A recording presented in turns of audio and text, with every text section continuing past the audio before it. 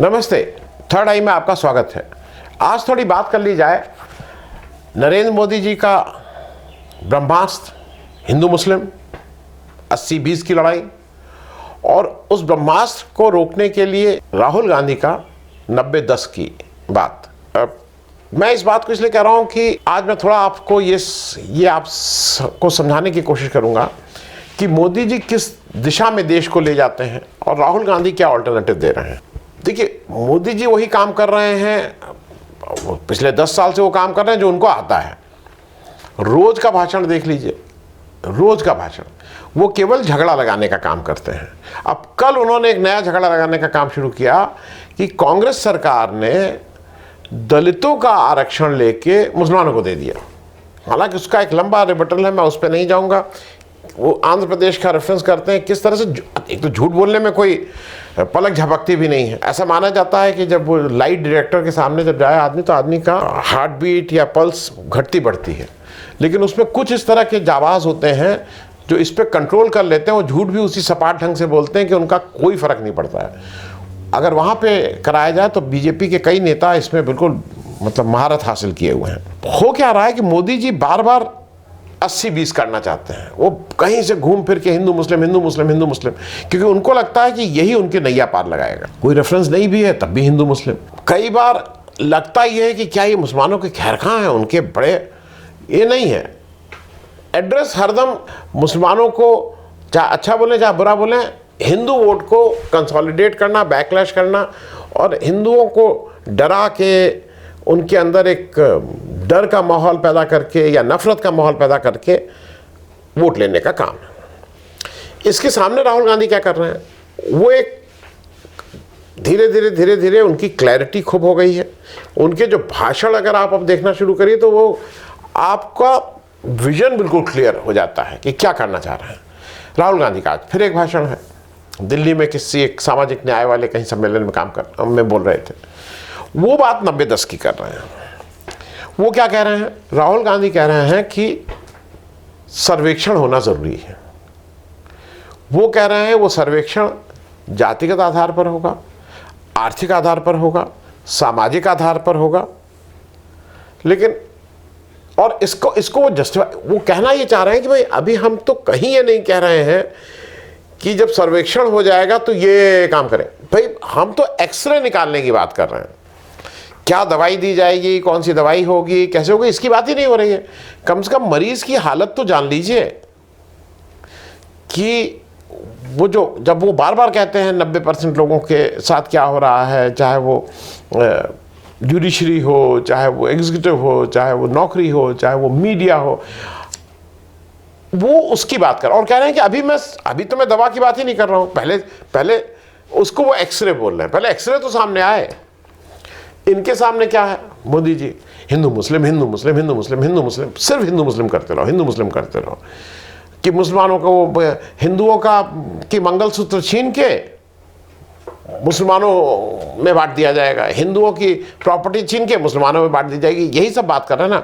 और इस hate speech पे इलेक्शन कमीशन अभी विचार कर रहा है। इसमें मतलब कौन सा विचार कर रहा है, क्या विचार कर रहा है मालूम नहीं। अभी भी आया कि वो विचार कर रहा है। क्योंकि दिक्कत क्या है, ये जो जब जनगणना की बात करते हैं इस पर राहुल गांधी कहते हैं कि जाति जनगणना, आर्थिक जनगणना, ये सब होनी चाहिए। उसका एक छोटा नमूना बिहार में देखा भी गया था। वो दिक्कत क्या है, यहाँ डेटा छुपाने की आदत पड़ गई है। जो भी झूठ बोलता है वो डेटा से बात नहीं करता है। मैंने कहीं पढ़ा था, मैंने कहीं सुना था, मैंने बताया था, मुझे व्हाट्सएप, मेरे ऑफिस में मेरे बहुत दोस्त मित्र, नहीं ऐसा कहाँ व्हाट्सएप, नहीं व्हाट्सएप में नहीं देखता हूँ, कहाँ किस किताब, मैंने पढ़ा था, किस किताब में, नहीं है, नहीं कौन सी किताब है, नहीं कहीं पढ़ा था भूल गए। किसी के पास कोई डेटा नहीं। तो डेटा छुपाने की आदत, जनगणना नहीं कराएंगे। भाई जनगणना अंग्रेजों के ज़माने से हर 10 साल पे जनगणना होती आई है। हम 2024 में बैठे हैं, जनगणना का कोई अता पता ही नहीं है। आपने जो NSSO है, national sample survey of India, वो उसका आपने करीब उसको डिफंक कर दिया है। उसका कोई मतलब नहीं रह गया। और जो कुछ छोटे मोटे आंकड़े आते भी हैं उसको आप छुपा के रखते हैं, आप उसको रिलीज नहीं करते हैं।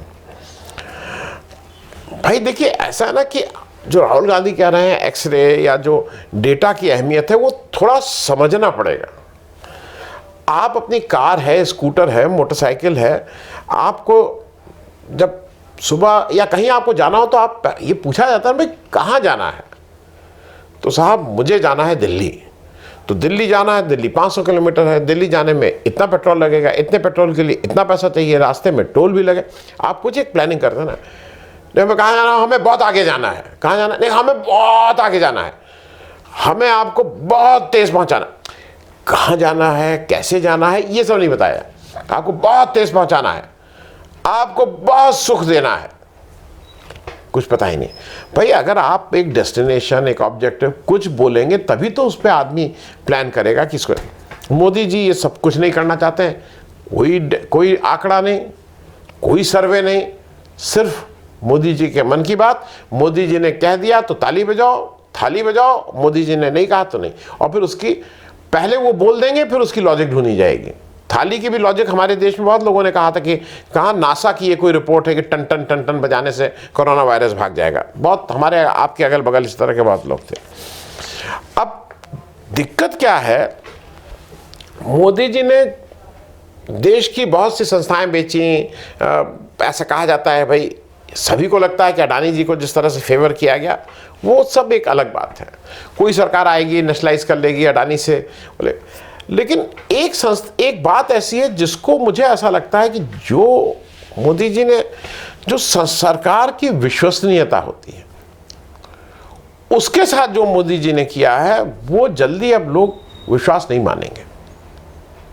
सरकार सरकार होती है, अगर सरकार ने कह दिया तो फिर मान लिया जाता है कि सरकार का है, और ये नेशनल इंटरनेशनली बात होती है। भाई इंडिया पाकिस्तान लड़ाई हुई, बांग्लादेश के लोगों को कहा गया ना कि हम ठीक है, मुफ्ती भाई ना हम तुम्हारे साथ हैं। कोई रजिस्ट्री थोड़ी हुई थी कि कोर्ट में जाके वकील साहब ने आके ओथ के सामने हुआ था। देश की प्रधानमंत्री ने कह दिया था कि हम लोग आपके साथ हैं, तो पूरा देश आपके साथ था। चाहे जब अमेरिका गए और अमेरिका में जिस तरह का उनके साथ व्यवहार हुआ, ये सारी चीज़ें लिखा पढ़ी नहीं है। मोदी जी की दिक्कत क्या है कि अब जब मोदी जी सरकार के मुखिया होकर कहते हैं कि ना कोई घुसा था ना कोई घुसा है, क्या विश्वसनीयता रह जाती? पूरी दुनिया जानती है, सब जानते हैं कि चीन हमारे उसमें अतिक्रमण कर रहा है, चीन हमें पेट्रोलिंग नहीं करने दे रहा। आप कहना ना कोई घुसा था ना घुसेगा, आपने क्या हालत बना दी है सरकार की। भाई एक नहीं तमाम इंसिडेंट हैं। आप नोटबंदी पे आपको याद है ना क्या कहा था, 50 दिन का समय और क्या क्या, और जिस चौराहे पे कहोगे आ जाऊंगा। आप नोटबंदी पे बात ही नहीं करते हैं। क्या क्या आपने बिना प्लानिंग, बिना कुछ उसके, आपने एक सुबह आया, आपको मूड आया, आपने जाके नोटबंदी कर दी। एटीएम में कैसे पैसा आएगा, क्या आएगा, उसकी साइज अलग है, वैसा कोई नहीं, हमने नोटबंदी कर दी। भाई ऐसे तो आपने सरकार को क्या क्या कर दी है सरकार की हालत। और सरकार में आप केवल और केवल झूठ बोलते हैं, मतलब कुछ तो हो, आप खटाखट झूठ बोलने लगते हैं बिना किसी लिहाज के। आप सरकार, अब चक्कर क्या है कि आप हरदम जब बीजेपी आप हरदम इलेक्शन मोड में रहते हैं पूरे साल। आप प्रधानमंत्री तो हम के रूप में तो आपको देखते नहीं फंक्शन करते हुए, क्योंकि कोई प्रधानमंत्री ये सब नहीं कहेगा कि तुमसे लूट लिया जाएगा, घुसपैठिए हैं, घुसपैठियों को पैसा बांट दिया जाएगा। प्रधानमंत्री कहेगा। आप हरदम बीजेपी के नेता के रूप में बात करते हैं। आपने सरकार की साख ये गिरा दी है कि जब आप कहते हैं कि 15 लाख रुपया देंगे, 2 करोड़ नौकरी देंगे, लोग विश्वास कर लेते थे। अब कोई 2 नौकरी पे भी विश्वास नहीं कर रहा है। कांग्रेस के मैनिफेस्टो में कहा गया है कि 30 लाख नौकरियां देंगे जो केंद्र में है, जो खाली पड़े हैं पद, नया कोई नहीं है। लोगों को विश्वास नहीं था, उनको अपना भर्ती कैलेंडर डालना पड़ा, क्योंकि आपने हालत कर दी कि अब लोगों को विश्वास ही नहीं होता है कि ये तो सब झूठ बोलने में एक दूसरे से आगे हैं। दूसरा एक जो आप मोदी जी आपने कर दिया है कि अब आपने पूरे देश में डर का माहौल पैदा कर दिया, सिर्फ डर और डर। विपक्षी पार्टियां आपसे डरती हैं, भाई आप ईडी भेजते हैं, इनकम टैक्स भेजते हैं, सीबीआई भेजते हैं, वो समझ में आता है। आपकी अपनी पार्टी के लोग आपसे डरते हैं। पूछ के देखिए ना, मतलब नाम किसी का मैं क्या लेना, एक आपका किसी के ऊपर विश्वास तो है नहीं, आप किसी को, आपकी पार्टी के लोग आपसे डरते हैं। आपके पार्टी के लोग, सुबह मुझे मॉर्निंग वॉक में तमाम बीजेपी के लोग बोलते हैं अरे भैया हद हो गई है। मैं ऐसा कोई वो नहीं है। मैं कल एक सार्वजनिक फंक्शन में गया था, किताब का कुछ था, वहाँ के जो प्रमुख लोग थे वो कह अरे जाएगा ना, लोग मना रहे हैं कि आप जाएं, जो मोटे तौर पे आपके भक्त थे। मैं लिफ्ट में कल, मैं जिस बिल्डिंग में मेरा ऑफिस है उस लिफ्ट में एक जो बड़ा बड़ा बैनर सिर पे भक्ति का बोर्ड लगा के चलते थे, जो अभी हनुमान जी का वो शुरू हो जाएगा, वो करके सबसे आगे भजन कीर्तन करते थे। कल वो बीजेपी को किनकी पार्टी बता रहे थे और क्या क्या गाली दे रहे थे बताना ठीक नहीं है। तो आपने कितना, आपसे सारे अफसर डरते हैं, किसी अफसर की चू करने की हिम्मत नहीं है। आपने क्या माहौल बना रखा है। मीडिया तो आपसे डरती ही है, इसका कहना ही क्या है। मीडिया की किसी की हिम्मत है कुछ? आप नौकरी खा जाते हैं लोगों की, और खाई नहीं जाते हैं। आपकी मंत्री स्मृति ईरानी तो कहती हैं कि ना कि मैं नौकरी ले लूंगी, और उस बेचारे की नौकरी चली भी जाती है अमेठी में, क्योंकि आप केवल डराने का काम करते हैं। आप मंगलसूत्र की बात लाके मुसलमान डरा रहे हैं हिंदुओं को। और जो सबसे बड़ा डर, ये आपकी इन्हीं आदतों की वजह से, जो आपने सबसे बड़ा डर इस समय दलितों और वंचितों के मन में बिठा दिया है, वो है संविधान बदलने का। हर आदमी को आप ही कह रहे हैं कि 400 से ज़्यादा हमें 400 सीटें चाहिए, क्योंकि संविधान बदलना है। आपके सारे प्रमुख लोग कह रहे हैं। आपने उनको किसी को कहा सार्वजनिक रूप से कि वो ऐसे कैसे कह सकते हैं? और ये सबको घर कर गया एक संविधान बदलने का। आपका सबसे पहला काम, आपने कहा है कि 100 दिन का हम तैयारी करके रखे हुए हैं। आप आते ही आप तुरंत आरक्षण खत्म करेंगे, जो एक सुरक्षा कवच एक हमारे एक समाज में एक पिछड़े वर्ग को, दलित वर्ग को दिया गया, आप उसको हटाने के चक्कर में हैं। इसको मैं इसलिए कह रहा हूं कि इसमें राहुल गांधी क्या कह रहे हैं। राहुल गांधी बिल्कुल स्पष्ट है आज के। देखिए वो जब आप ये झूठ बोलते हैं ना कि तुम्हारा पैसा छीन के और मुसलमान, राहुल गांधी कहते हैं कि नहीं, मैं कहीं ये नहीं कहा है, कहीं वो राहुल गांधी कहते हैं कि 16 लाख करोड़ का कर्जा जो आपने 22 या 25 लोगों का माफ किया, 16 लाख करोड़ रुपए का जो कर्जा माफ किया, वो इस देश के आम आदमी के टैक्स का पैसा था, उसके जीएसटी का पैसा था, उसके इनकम टैक्स का पैसा। और वो अगर आप उनका बांट सकते हैं तो आपको उससे कम में जो हमारे वंचित लोग हैं उनका भी कुछ ना कुछ करना होगा, उनको भी राहत देनी होगी। आपको किसानों का कर्जा माफ करना होगा। जो ये फिगर्स दी, 16 लाख करोड़ जो 22-24 उद्योगपतियों का जो कर्जा माफ हुआ है, उतने कर्जे में किसानों का कर्जा 25 बार माफ हो सकता है। 25 बार, ये फिगर्स के साथ बात कर रहे हैं। दूसरी जो आप बात कर रहे हैं, जहां पे आप खट से झूठ बोल रहे हैं कि तुम्हारी संपत्ति, राहुल गांधी ने बिल्कुल स्पष्ट किया, इंस्टीट्यूशनल जनगणना भी होगी, जातिगत और आर्थिक आधार पर इंडिविजुअल की तो होगी, इंस्टीट्यूशनल भी होगी, क्योंकि वही जनगणना, उनका कहना है, वो एक्सरे है और वो ये स्पष्ट करेगा कि किसकी भागीदारी है। 90% लोगों की, उनका बार बार कहना है कि कोई भागीदारी नहीं है। वो कह रहे हैं कि एक दलित, एक ओबीसी, एक शेड्यूल ट्राइब, एक पूरी इस व्यवस्था में है ही नहीं आपकी स्कीम में। और वो इसको चैलेंज कर रहे हैं, वो मीडिया को चैलेंज कर रहे हैं और मीडिया के बारे में वो स्पष्ट कर रहे हैं। ये मीडिया किसी के पिताजी का नहीं है, ये मीडिया जिसको सरकार बहुत बड़ा विज्ञापन देके उसको चलाने का काम करती है। और बिल्कुल, ये दुनिया में कहीं पे भी मीडिया चलता है तो उसको जो भी स्टेट है वो उसको सब्सिडाइज करना पड़ेगा। लेकिन मीडिया की जिम्मेदारी भी, मीडिया किसी के पिताजी का नहीं हो जाता है। अगर आप सरकारी पैसा ले रहे हैं विज्ञापन के रूप में तो आपकी जवाबदेही है।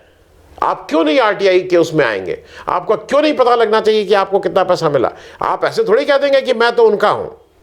मत लीजिए सरकारी, वो विद्यालय में भी जो सरकारी अगर अनुदान मिलता है तो सारा कंट्रोल सरकार का होता है। सरकार का कंट्रोल मतलब जनता का कंट्रोल। तो आप पे क्यों नहीं जनता का कंट्रोल होगा? इस बात को राहुल गांधी फिर उठा रहे हैं, क्योंकि अगर जनता का कंट्रोल है तो उन 90% लोगों की भी भागीदारी चाहिए। आप मीडिया में केवल एक कुछ विशेष वर्ग के 2-3% लोगों को ही, जिसमें ना कोई दलित है, ना कोई अल्पसंख्यक है, ना कोई बैकवर्ड है, ना कोई शेड्यूल ट्राइब है, आप उनको करेंगे। उन्होंने एग्जाम्पल भी दिया और ये सब लोग इस क्वेश्चन को पूछ रहा हूँ, बार बार पूछ रहे हैं। हमारे देश के राष्ट्रपति के साथ जो आपने हरकत की, अनगिनत वो हैं उदाहरण है। आपने राम जन्मभूमि की प्राण प्रतिष्ठा में उनको क्यों नहीं बुलाया? आपने पार्लियामेंट जब हो रहा था, जो कि पार्लियामेंट जो प्रेसिडेंट का ही हिस्सा है उसके, आपने उसके इनॉग्रेशन में उनसे क्यों नहीं इनॉग्रेट करवाया? आपने आडवाणी जी को जब भारत रत्न दिया जा रहा था, आप किस तरह से बैठे हुए थे? आपको शर्म नहीं आ रही थी कि देश की एक महिला राष्ट्रपति, शेड्यूल ट्राइबल, और आप पैर पसार के बैठे हुए और वो खड़ी हुई थी? इसका तो जवाब देना होगा मोदी जी, क्योंकि अब क्या हो रहा है कि धीरे धीरे ये जो गुजरात मॉडल है वो हावी होता जा रहा है देश में। गुजरात मॉडल क्या है? वही मारो, काटो, हटाओ, पीछा करो, ठीक कर दो, एजेंसी लगा दो, ये कर दो। और मेरा सिर्फ एक चीज़ ये कहना है, जो सूरत वाली बात पे बहुत से लोग कह रहे हैं, गुजरात के माथे पे, अगर इसको अच्छा बुरा आप इसको शॉर्टकट भी मान सकते हैं, गोधरा लिखा गया है, हरेन पांड्या लिखा गया है, सोहराबुद्दीन लिखा गया है, तो अब मुकेश दलाल जी भी सूरत से जिस तरह से निर्वाचित हुए हैं, वो भी गुजरात के माथे पे उसको आप सर्टिफिकेट मानिए, उसको कलंक मानिए, ये आपके ऊपर है मोदी जी। क्योंकि राहुल गांधी ने अपनी बात आज बहुत स्पष्ट कही है। उन्होंने कहा है कि मेरे लिए ये जो न्याय और अन्याय की लड़ाई है, ये 90% लोगों की लड़ाई है, और मेरे लिए ये कोई राजनीतिक मुद्दा नहीं है, ये मेरा लाइफ मिशन है। और फिर उन्होंने स्पष्ट किया कि लाइफ मिशन और राजनीतिक में क्या फ़र्क होता है। उन्होंने कहा लाइफ मिशन में देयर इज़ नो कॉम्प्रोमाइज़, कोई कॉम्प्रोमाइज़ नहीं होता है। तो राहुल गांधी तो भाई उसकी गारंटी पे हम सबको विश्वास है। राहुल गांधी अगर इस देश के उस वंचित वर्ग को न्याय दिलाने के लिए अगर कमर कस लिए हैं, तो थोड़ा आगे पीछे हो सकता है जल्दी ही हो जाए, लेकिन न्याय तो होके रहेगा। थैंक्स सो मच, धन्यवाद।